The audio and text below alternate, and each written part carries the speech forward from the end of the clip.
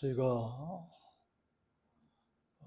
세상에 태어나서 처음 교회에 나가던 날이 약 53, 4년 전 맥주 감사절이었습니다. 그 교회에 나가게 된 원인은 서울에서 살면서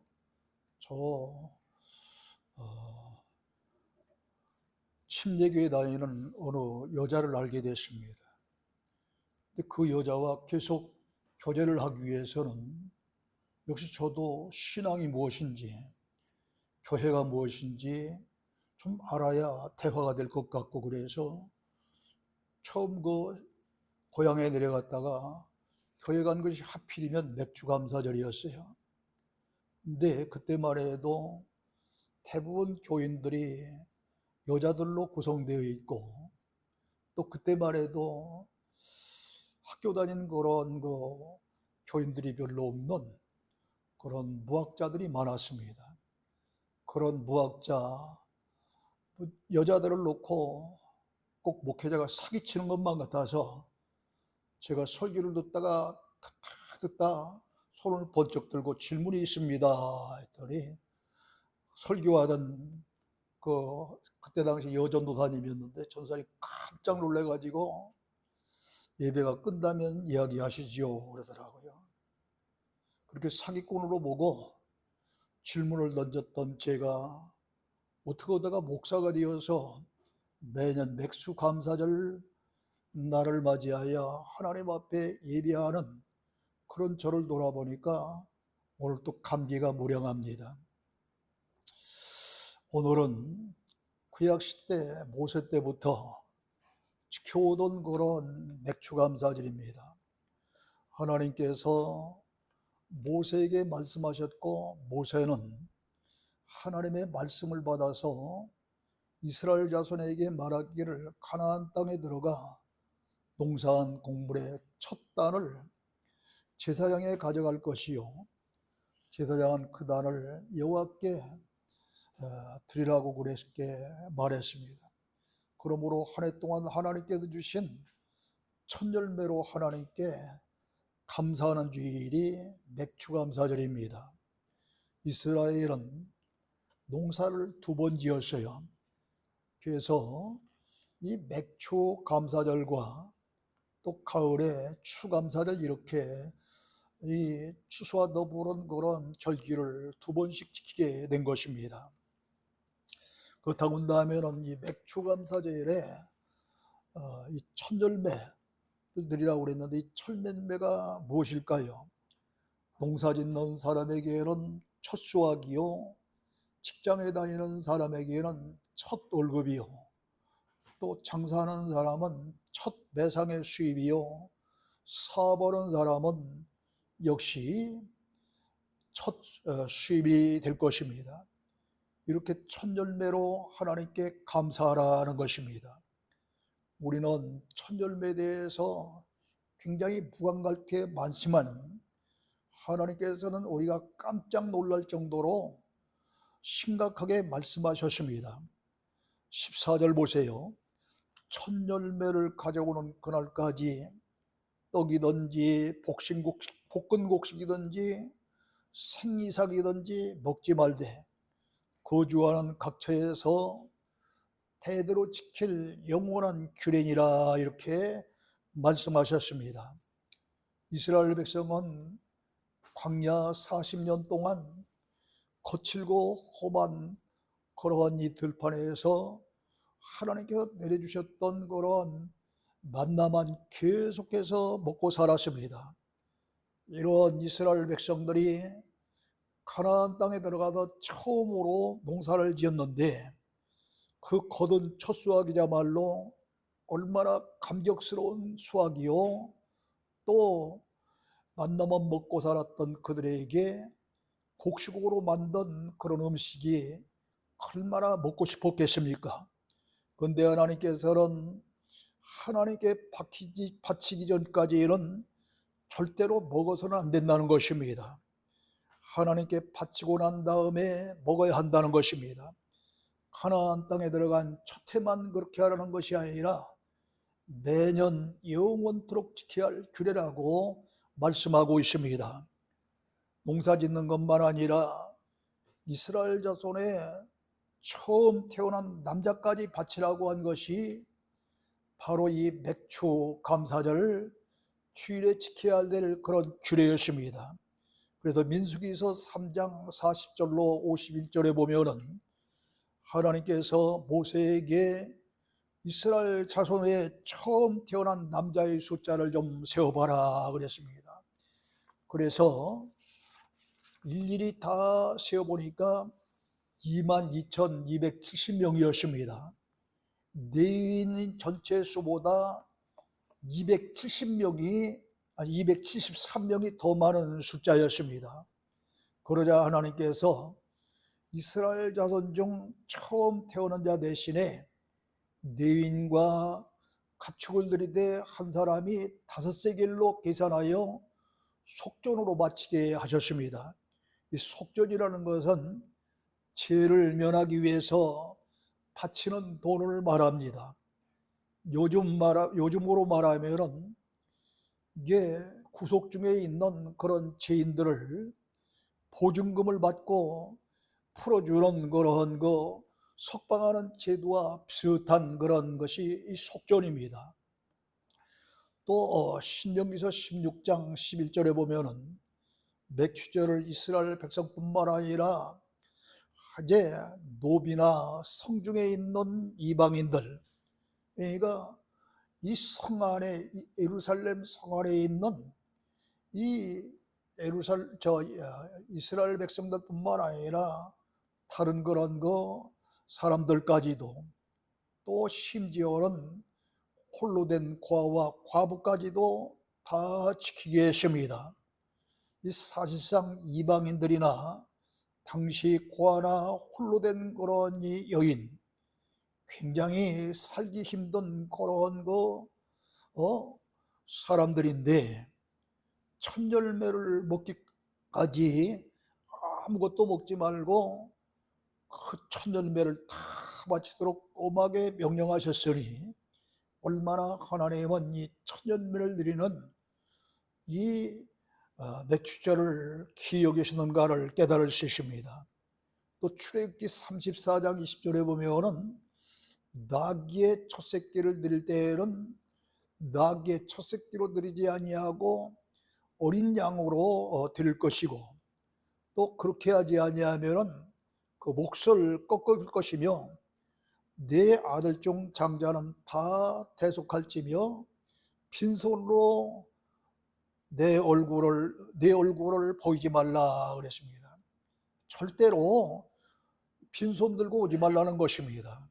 그런데 놀란 것은 참고 이런 절기가 들어도 전혀 빈손으로 돌아오는 사람들이 지금도 있다는 거예요. 금년부터는 어떤 누구든지 최선을 다해서 하나님 앞에 절기 헌금을 드릴 수 있는 여러분이 되어야 되지, 입술로만 쥐어쥐어 하면서 이렇게 빈손으로 예배하는 심정이 없으시기를 주의로 축원합니다. 하나님은 왜 이렇게 천년매를 강조하셨을까요?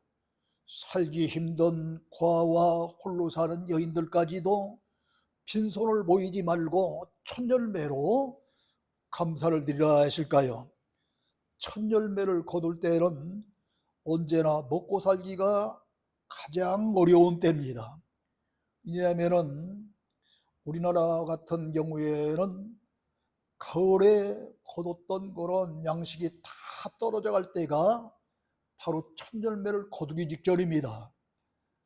그렇기 때문에 우리 한국도 보리초수에 천열매를 거두기 무렵 이전을 가리켜서 소위 보릿고개라 그렇게 부르면서 굉장히 어려운 시기라고 말들을 했잖아요.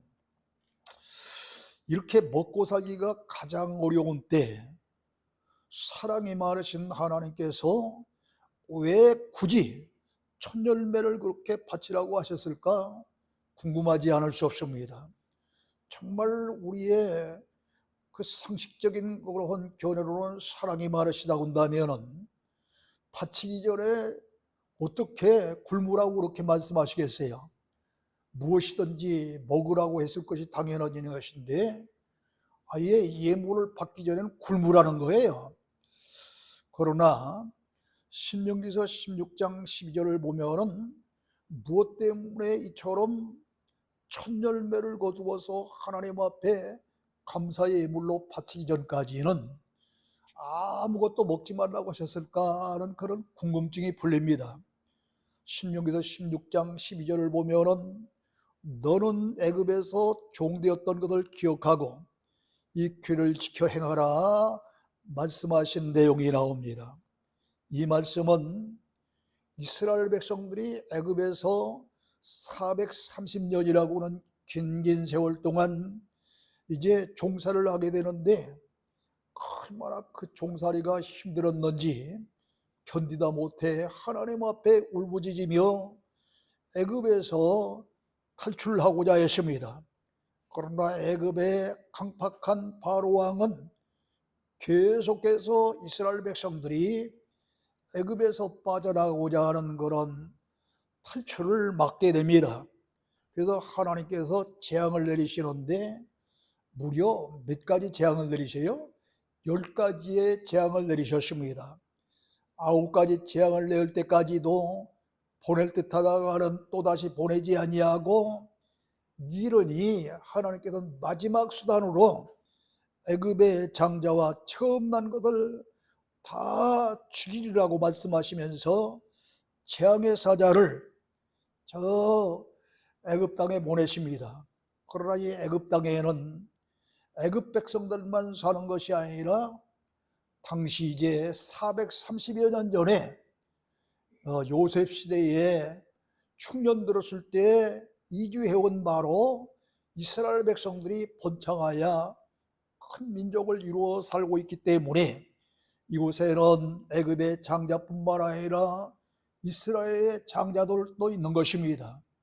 그렇다고 할 때에 이 무조건 장자를 죽이라고 해놓으면 이 재앙의 사명을 받은 그러한 그 사자가 구분을 못하는 겁니다. 그래서 사랑하는 주의 백성인 그런 이스라엘의 장자까지 죽을 위험이 있기 때문에 하나님께서는 어린 양을 잡아서 그 양의 피를 문설주와 문지방에 바르되 이스라엘 백성들의 문설주와 문지방에 바르라 그럽니다.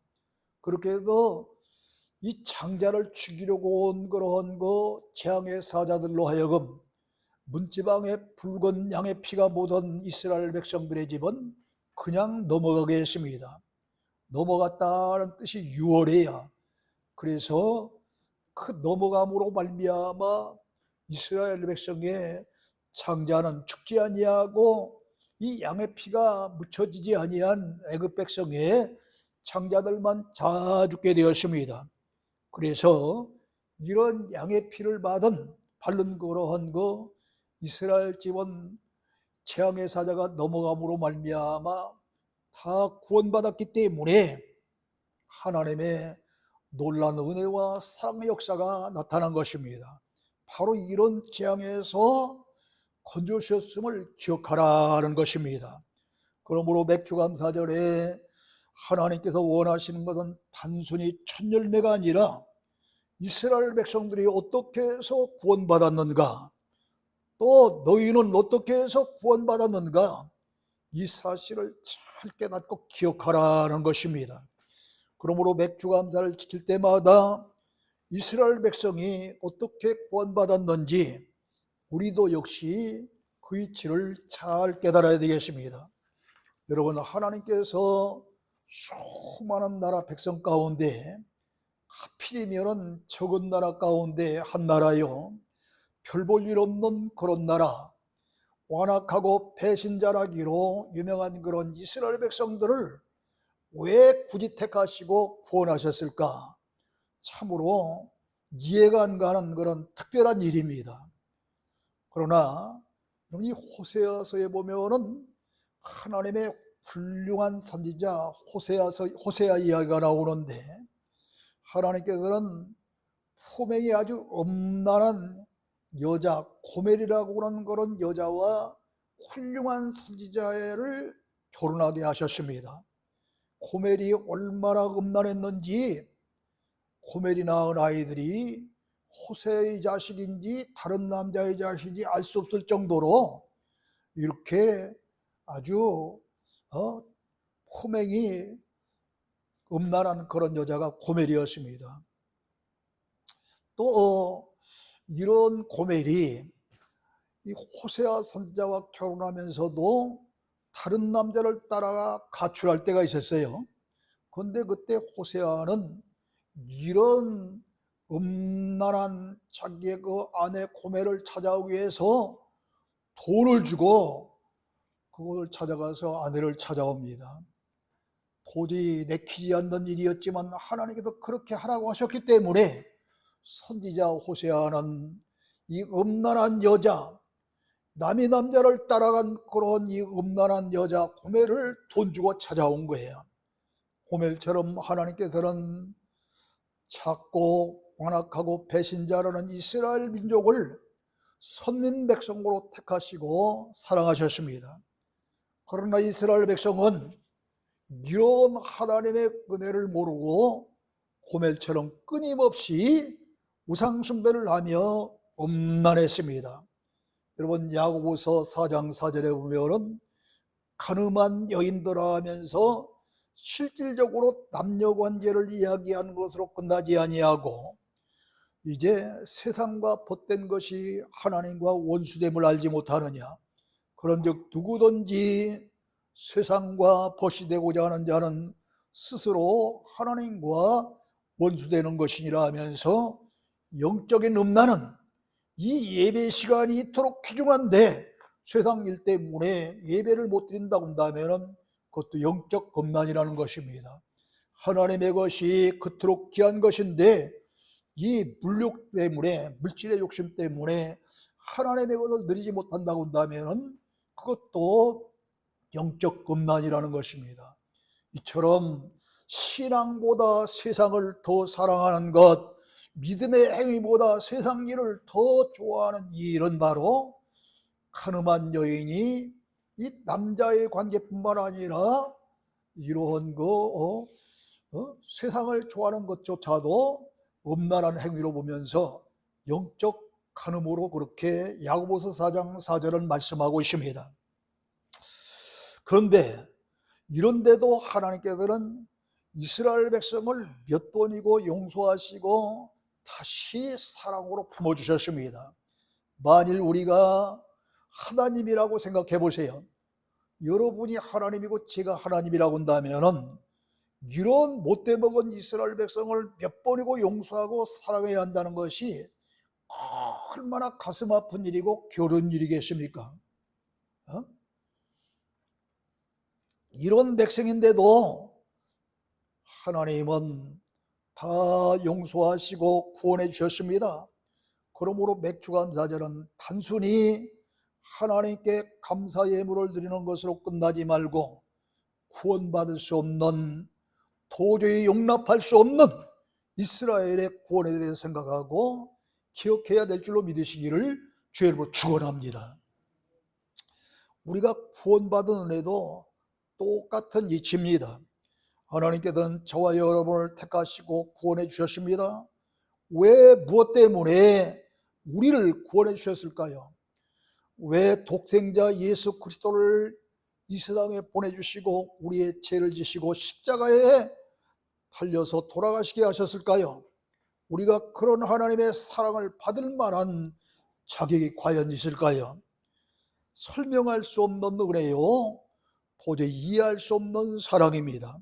세상 어떤 누구보다 나을 것이 없고 내놓을 것이 없는 무지몽매한 죄인이요, 지금도 조금만 어려우면 세상을 바라보며 원망하고 불평하는 우리인데 왜 나 같은 죄인을 구원해 주셨을까요? 제가 모두의 이것 때문에, 제가 과거에 어떤 한 여인 때문에 교회를 나가다가 시골교회 처음 나간 날이 맥주감사절인데 사기치는 것 같아서 손을 번쩍 들고 질문이 있습니다는 얘기를 했다고 한 그 이유가 여기에 있어요. 이런 못돼 먹은 종자가 바로 저였습니다. 아니, 이렇게 하나님은 독생 성자 예수 그리스도를 이 땅에 보내주시고 십자가에 달려서 우리의 죄를 대신하여 몸버려 피 흘려 돌아가심으로 우리들을 구원해 주신 그런 은혜는 전혀 모르고 그 말씀을 전하는 전도사님이 사기꾼으로 알고 손을 번쩍 들고 질문 있습니다 했던 저 같은 죄인을 하나님이 구원해 주셨으니 얼마나 감사한 일이고 감개무량한 일입니까? 그래서 모두에 그 옛날에 있었던 말씀을 드린 것입니다. 여러분, 로마서 4장 1절로 8절에 보면은 아브라함이 행위롭다고 하심을 얻었다면은 자랑할 것이 있었겠지만은 하나님 앞에서는 없으며 믿음으로 의로 여겨진 받은 것처럼 우리도 믿음으로 인하여 불법에서 사함을 받으며 죄의 가려짐을 받았기 때문입니다. 그렇습니다. 아브라함이 보통 그런 행함이 대단한 믿음을 가진 자가 아니잖아요. 하나님께서 가장 사랑하는 아들 독자 이삭을 바치라고 했을 때도 이제 사랑하는 그런 아내와도 상의하지 아니하고 아침 일찍이 두 종과 함께 모리아산을 향해 가 아들 이삭을 바친 자가 이런 아브라함이 아닙니까? 이런 훌륭한 그런 행함이 있는 아브라함이지만 하나님 앞에서는 전혀 자랑할 것이 없다는 거예요. 하나님 앞에서는 아무것도 없다는 겁니다. 다만 그런 믿음 때문에 아브라함 같은 분도 의로 여겨진 받았던 거예요. 이처럼 우리들은 아브라함에 비하면은 우리가 흔히 참 우리의 부끄러운 존재를 발바닥만도 못하다 그런 얘기 하잖아요. 참 그런 존재 아닙니까?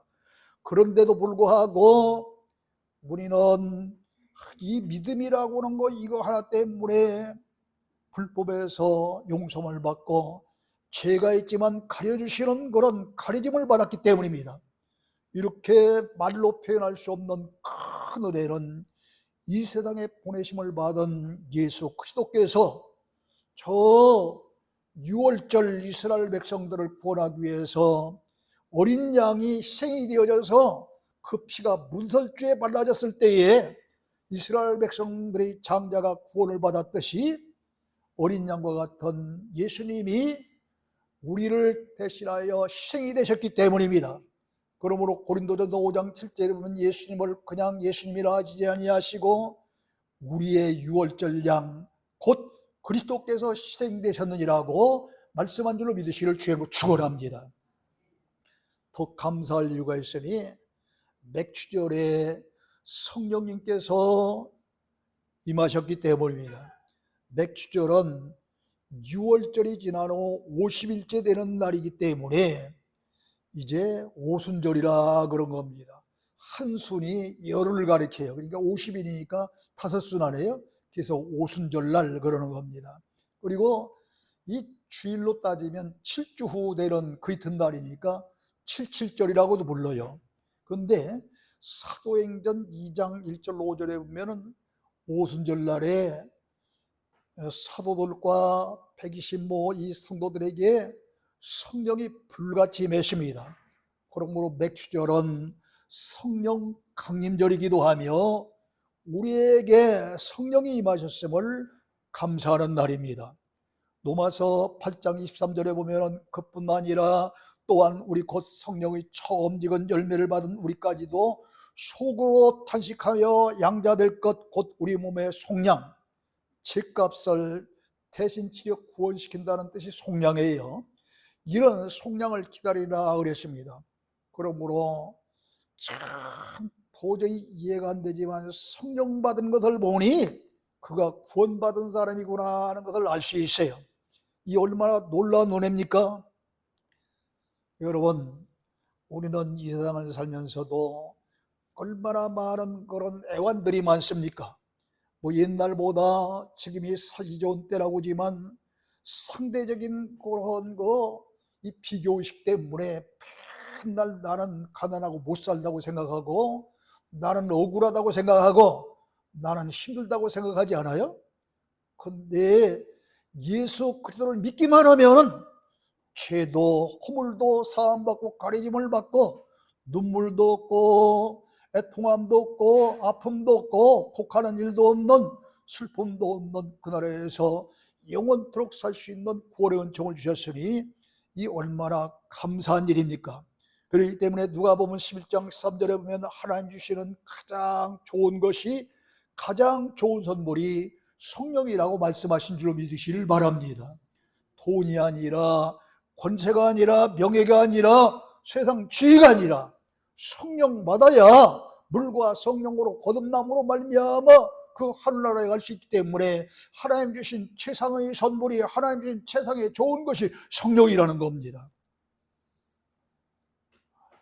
그렇다면 성령이 임하신 것을 어떻게 알 수 있을까요? 방언하고 병 고치고 귀신 쫓아나고 예언하고 이런 것을 통해서 성령이 임했다고 할 수 있을까요? 지난 시간 그런 말씀을 드렸어요. 이런 것 수없이 할지라도 마태복음 7장 21절이라 보니까 주여하는 자마다 다 이제 천국에 들어갈 것이 아니라 하나님의 뜻대로 사는 자라 천국에 들어갈 것이며, 죄의 이름으로 병든 자를 고치고 죄의 이름으로 귀신을 쫓아내고 죄의 이름으로 이적과 표를 행할지라도 이 불법을 행하는 자들아 내가 너를 모르라고 말씀하시잖아요. 이 때문에 이런 거 병 고치고 귀신 쫓고 뭐 예언하고 방언하고 물론 좋은 것이지만 이것 가지고는 천국까지 못하는 거예요. 오늘은 바로 예수 그리스도를 믿음으로 말미암아 받는 그런 것이기 때문에 고린도전서 12장 2절에 보면 이런 말씀하고 있습니다. 성령으로 아니하고는 누구든지 예수를 주시라 할 수 없느니라 그랬습니다. 그러므로 여러분이 병 고치는 은사 안 받았어도 좋아요, 귀신 쫓는 은사 안 받았어도 좋아요, 예언 못해도 좋아요, 방언 못해도 좋아요, 여러분의 심령 속에 예수님의 말로 나를 구원해 줄 주님이라고 하는 믿어지기만 하면은 가장 좋은 올바른 성령의 선물을 받으신 줄 믿으시를 주님을 축원합니다. 이게 최고인 거예요. 그렇기 때문에 요한복음 16장 13절에 기록된 진리의 성령이 마지막 때 우리가 받아야 될 성령인 줄로 믿습니다. 왜냐하면 이 진리의 성령을 받아야 예수님이 어떤 분이신지 잘 깨달고 알 수 있기 때문입니다. 많은 이단들이 무엇을 주장합니까? 뭐 거의 우리보다도 막 대단한 말씀을 가진 것 같이 참 깊은 말씀을 전합니다. 뭐 어느 부분까지는 아주 잘 성경과 착착착 잘 맞아 들어가요. 근데 끝에 가서 살짝 꼬부라져요. 그래서 달을 이자 끝단자를 써서 이단이라고 그럽니다. 근데 이 이단들은 그냥 은연중에 이 교주가 예수 그리스도임을 부각시킵니다. 아니 어떻게 예수 그리스도가 이단들의 교주란 말입니까? 예수님은 단 한 분밖에 없는데 지금 이단들이 얼마나 많습니까? 우리 한국에만 해도 신천지, 저 문설명 통일교, 구원파, 요즘 하나님의 교회, 이 앞에 보니까 또 형제교회도 생겼더라고요. 별스런 이단들이 JMS, 정명석, 그 사람들이 예수가 몇이란 말이에요. 지금 얼마나 많나요? 괜히 여러분 이러한 병 고치고 귀신 쫓고 예언하고 방언하는 이런 은사 받고 예수님이 어떤 예수님인지 알파로 알 수 있습니까? 하나님께서 주시는 진리의 성령을 받아야 바로 가르칠 수 있고, 진리의 성령을 받아야 예수님이 어떤 예수님인지, 내가 믿고 구원받을 어떤 예수님이 그분이 어떤 분인지 바로 알 수 있는 것입니다. 이 때문에 가장 귀한 선물은 진리의 성령인 줄로 믿으시를 주님으로 축원합니다. 여러분은 누가복음 15장 11절로 24절에 있는 탕자 이야기를 너무도 잘 아실 것입니다. 아버지에게 아버지 언제 주어도 그 유산 저희들이 줄 제사 아닙니까? 차라리 필요할 때 지금 주세요 해갖고서 아버지에게서 유산을 받아 나간 둘째 아들 있잖아요. 그 둘째 아들은 자기 마음대로 호랑방탕하게 그냥 탁 세고 나중에는 돼지 치는 집에 가서 빌부터 살다가 돼지가 좋아하는 지업 열매조차도 주는 사람이 없어서 배가 고파서 견디다 못해 두 손을 번쩍 들고 아버지여, 저를 아버지의 아들로 여기지 아니고 종으로 여기도 쫓아오니 받아만 주시옵소서 하고 가잖아요. 그런 아들인데도 아버지는 달려가서 안아줍니다. 가락지를 끼워주고 좋은 옷을 입혀주고 새신을 신겨주고 살찐 송아지를 잡아 잔치를 베풀었습니다. 다른 사람 이야기가 아닙니다. 저와 여러분이 구원에 관한 이야기가 바로 탕자 이야기인 거예요. 우리는 다 탕자와 같은 사람들이었습니다. 이런 우리가 하나님 아버지께 돌아가니 하나님 아버지께서 너무도 반가워서 우리를 안아주시고 너는 내 것이라고 성령께서 우리 안에 임하시고 가락지를 끼워주셨습니다. 가장 좋은 의의 옷을 입혀주셨습니다. 그동안 죄와 마귀의 종으로 살던 우리를 진리 안에서 자유로운 그런 하나님의 아들이라고 네 맘대로 이제 진리 안에서 자유롭게 살아라 하고서 사신을 시켜준 거예요. 사신 받으시고 맘대로 다니라는 거예요. 사랑하는 성도 여러분, 이런 사실을 깨닫고 오늘 또 맥주 감사를 지키라는 것입니다. 첫 열매는 농사 짓는 사람은 첫 수확이요, 직장인은 첫 월급이요, 장사하는 분은 첫 매상의 수입이요, 사업하는 사람은 첫 속인데 이것들이라고 하니까 얼마나 부담스럽습니까? 근데 제가 시골에서 이렇게 몇 년 동안 있어 보니까 아니 그 타들이면 어떻게 살아요? 보리 그 천열매 보리 가지고 오는 사람도 없고 돈 몇 푼 가지고 와요 다. 원칙적으로는 천열매 갖다 바쳐야 되는데 왜요? 그 옛날에는 화폐가 없던 그 시절이니까 이렇게 천열매를 보리로 갖다 놓고 그 추수감사할 때는 우리 한국 같으면은 쌀로 갖다 놓고는 일이 벌어졌지만은 지금은 돈이 모든 걸 다 이렇게 대신하잖아요. 근데 하나님 앞에 헌금을 드리는데 아니 보리 첫 열매면은 처음 거둔 그런 열매를 다 드리는 게 아니잖아요. 그 중에 일부죠. 그러므로 여기 직장인이 바치고 사업자가 바칠 그런 것도 마찬가지예요. 뭐라고 그럽니까? 신명기서 16장 10절 보세요. 77절 곧 맥주절을 지키되 77절이 맥주절이라고 그랬어요. 네 하나님이 여기서 네게 복을 주신 대로 네 힘을 하여 차오르는 예물을 드리라. 네 복을 주신 대로 그러므로 여러분이 하나님 앞에 드릴 수 있는 최선을 다해서 믿음으로 할 수 있는 범위 내에서 감사함을 드리면 되는 줄로 믿으시기를 주의 축원합니다. 최선을 다해야 되는 거예요. 최선. 형식적인 예물이 아니라. 따라서 하박국 선지자의 고백을 잊지 말고 드려야 되겠습니다. 하박국 선지자 하박국 3장 17로 18절에 보면 비록 무화과나무가 무성하지 못할 것이다. 또 포도나무 열매가 없으며 감람나무에 소출이 없으며 밭에 먹을 것이 없으며 우리의 양이 없고 외양간에 소가 없을지라도 나는 여호와로 말미암아 즐거워하며 나의 구원의 하나님으로 말미암아 기뻐하리로다 그랬습니다. 이건 완전히 아무것도 없는 거지예요. 지금 하박국은. 아니 포도나무에 감람나무에 아무것도 없지요. 밭에 소출도 없지요. 외양간에 뭐 소도 없지요, 양도 없지요. 이거 완전 빈손 거지인데도 하나님 앞에요. 하나님 때문에 즐겁고 구원해 주신 하나님 때문에 너무 기쁘다는 거예요. 오늘 여러분 살기가 힘든다 할지라도 이 하박국 같은 그런 믿음이 있으면은 이런 감사함이 나오게 될 줄로 믿습니다. 또 기쁨이 나오게 될 줄로 믿습니다. 따라서 구원의 하나님을 아는 자는 어떤 형편에서도 감사하게 됩니다. 그리고 감사하면서 힘들고 어려운 고난 속에서 일어날 수 있는 힘을 얻게 되는 것입니다. 능력을 얻게 되는 것입니다. 믿음을 얻게 되는 것입니다. 특히 맥주절은 교회가 시작된 교회 생일이기도 합니다. 오순절날 성령이 임하시면서 성령 받은 성도들이 모이면서 교회가 탄생됐기 때문에 교회 생일날이 맥주감사절이에요. 그러므로 우리는 이 사실을 잘 깨달으면서 주님께서 마지막 부탁하신 일, 성령이 임하면 뭐 어떻게 하라고요? 권능받고 온 예루살렘과 유대와 사마리아 땅끝까지 이르러서 내 증인이 되리라 그랬습니다.